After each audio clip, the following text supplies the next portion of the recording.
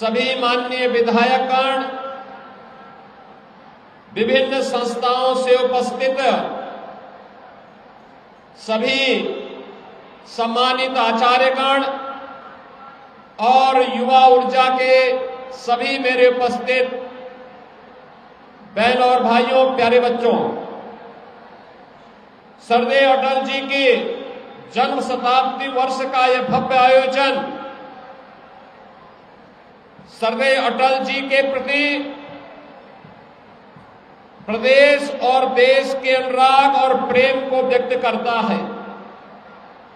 इस भव्य आयोजन के मुख्य अतिथि के रूप में आज यहां पर माननीय रक्षा मंत्री जी का सानिध्य इन सभी बच्चों को प्राप्त हो रहा है।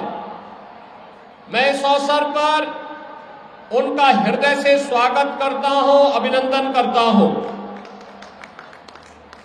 मैं धन्यवाद देता हूं यहां के जनप्रतिनिधियों को, जिन्होंने सरदेव अटल जी की स्मृति को जीवंत बनाए रखने के लिए सभी संस्थाओं को एक मंच देकर के लखनऊ और देश के अंदर शताब्दी महोत्सव के कार्यक्रम को एक नई ऊंचाई दी है। आज का यह युवा कुंभ उन स्मृतियों को ताजा कर रहा है जो भारत की सनातन धर्म की परंपरा में कुंभ के आयोजन के साथ जुड़ती है।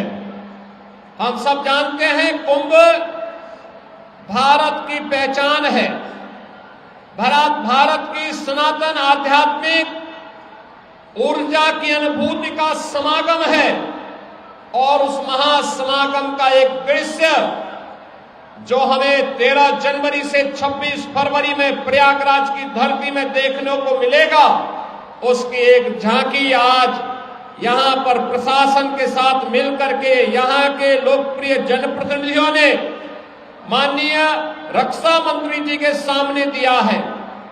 यह वास्तव में अटल जी की उन पंक्तियों में कि कदम मिलाकर के चलना होगा, उनकी अनुभूति कराता है जो अटल जी ने कहा था कि उजियारे में, अंधकार में, कलकछार में, बीच में, बीच धार में, घोर घृणा में, पूत प्यार में, क्षणिक जीत में, दीर्घहार में, जीवन के सत आकर्षक अरमानों को दलना होगा, कदम मिलाकर के चलना होगा, कदम मिलाकर चलना होगा। सचमुच इस युवा कुंभ ने अटल जी की स्मृतियों को ताजा किया है और आज के इस अवसर पर मैं पहले तो उन सभी संस्थाओं को जिन्होंने इसमें भागीदारी की है, इन बच्चों को मैं प्रातः काल ही आयोजकों को फोन करके पूछा था कि बारिश के बावजूद कार्यक्रम होगा। उन्होंने कहा ये कार्यक्रम युवाओं का है, हमारे युवा बच्चों का है, युवा ऊर्जा का प्रतीक कार्यक्रम है और कार्यक्रम होगा, अच्छे ढंग से होगा। और मुझे प्रसन्नता है कि मौसम की परवाह किए बगैर आपने इतनी भव्यता के साथ अटल जी की स्मृतियों को याद किया है। कल अटल जी की जन्म शताब्दी वर्ष है और जन्म शताब्दी वर्ष का शुभारंभ इतनी भव्यता के साथ करके आप लोगों ने अटल जी के प्रति अपनी श्रद्धा और सम्मान को व्यक्त किया है। उन सभी संस्थाओं को धन्यवाद। जिन बच्चों ने स्थान प्राप्त किया है उनको हृदय से बधाई। जो प्रतिभाग किए हैं उन सबके प्रति मेरी शुभेच्छा है और विश्वास व्यक्त करता हूं कि निरंतर आप आगे बढ़ेंगे, कदम मिलाकर के चलेंगे तो निश्चित ही आपका ध्येय लक्ष्य आपको प्राप्त होगा। आप सबके प्रति मैं हृदय से शुभकामनाएं देता हूं। सरदेव अटल जी की स्मृतियों को नमन करते हुए विनम्र श्रद्धांजलि अर्पित करता हूं।